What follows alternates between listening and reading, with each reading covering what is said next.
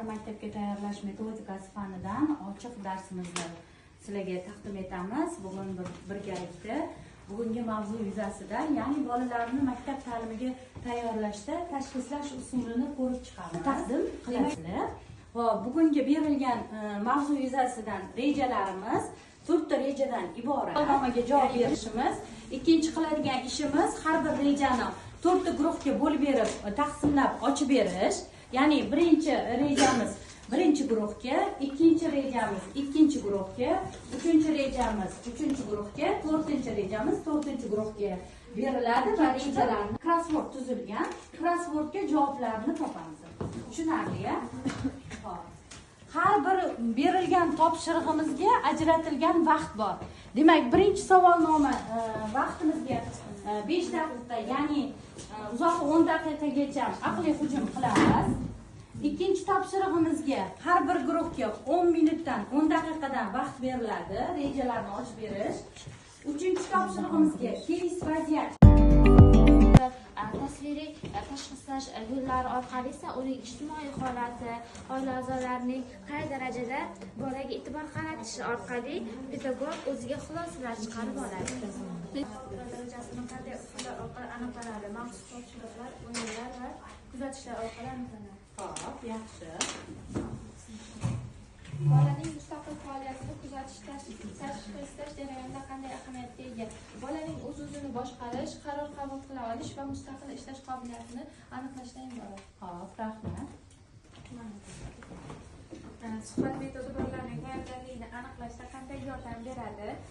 Suhbat metodi avvalo bolani nutqini o'stiradi, keyin uni o'qish malakalarini shakllantiradi va fikrlashiga, Og'zaki, ijtimoiy va psixologik jihatdan uni bolani qo'llab-quvvatlaydi.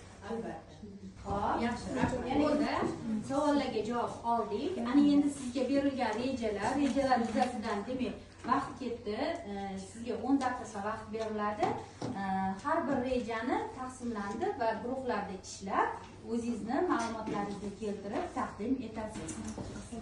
Maktabgacha ta'lim tashkilotidagi bolalarni tashxislashning qo'shimcha shakllarini no'shta hisoblanadi. Ulardan biri bo'lsa tasviriy faoliyat, ranglar uyg'unligi orqali fazoviy mo'ljallar olish, obrazli xotira bo'yicha tashxislashingiz mumkin. Ya'ni bolaning qay darajada intellektual rivojlanganligi, tafakkuri va uning kommunikativ rivojlangan sohalari aniq belgilab olamiz. Bu yordamda, ya'ni pedagog o'zi uchun pedagogik bilimlarni yig'ib oladi, bola haqidagi tushunchalarni yig'ib oladi. Endi ulardan biri bu tasviriy faoliyatga 4 va 5 mezonlari bo'yicha baholab o'tadi. 3 ya'ni bu eng partiyani qoniqarsiz, 4 esa o'rta, 5 a'lo darajada baholangan bo'lsa, shu bolalarni baholashda biz ranglarga ham e'tibor berishimiz kerak. Ya'ni 5 baholangan bola shu bo'yagan rasmini hamma ranglarni chiroyli va o'z joyida qilgan, hech qanaqa to'q ranglardan foydalanmagan, faqat yorqin va chiroyli ranglardan foydalanmagan. Uchun qanday pedagogik faoliyat tashkil etish mumkin? Bunda masalan bola o'z fikrini to'liq bayon eta olmayapti, uni bolani kuzatiladi. Grafik diktant asosan nuqtalar qo'yilib va chiziqlar chizish orqali olib boriladigan faoliyat turi hisoblanadi. Bunda bolalarda diqqat rivojlanadi, ya'ni bola buni chizganda diqqat bilan qarab chizishni o'rganadi va bunda fazoviy yo'nalishlar, o'ngga, chapga, tepaga, pastga kabi yo'nalishlar o'rganadi. Logik tasavvurlar shakllanadi, ya'ni chiziqlardan bir suratning hosil bo'lishi o'rganadi. Bola keyin yozish ko'nikmalari shakllanadi, qo'l motorikalari rivojlanadi.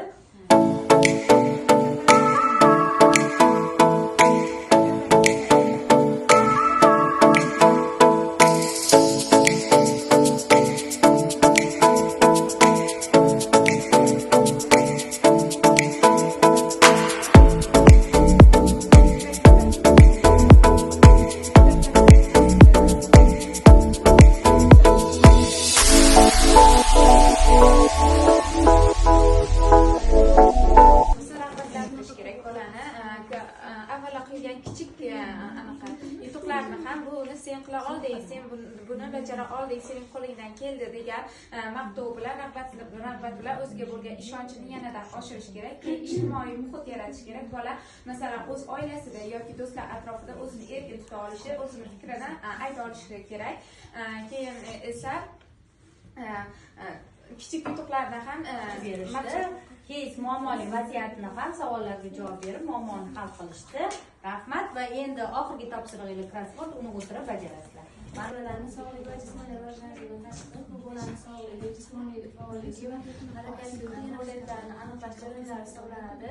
Tashkilotning maqsadi bolalarning sog'lig'ini rivojlantirish, keyin sog'lom turmush tarziga rioyasini shakllantirish va ularni tushuntirib berish va rioya qilishni o'rgatadi. Sog'lig'i jihatdan tashxislash usuli edi, rejalar va keys vaziyatini yechdik. Savollarga javoblar to'liqligicha ma'lumotlarga ega bo'ldik. Rahmat, marhamat o'qinglar.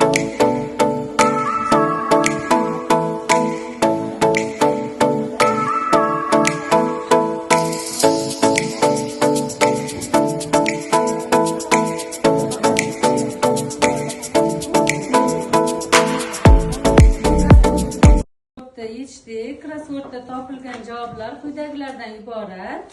Birinchisi grafik tikdan tashxislash usulida yuqori baho nechi? Bunda 4 bahosi.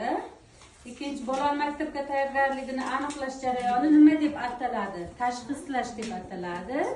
Ta'lim olish faoliyatining ko'nikma va ilk zamini va ko'nikmalarning egallanganligi darajasini aniqlash uchun kim tomonidan tayyorlangan savollar jamlanmasi tavsiya etiladi? Mutaxassislar tomonidan. To'rtinchisi, qaysi tashxislash usuli 4 ta topshiriqdan iborat? Keling irasikka.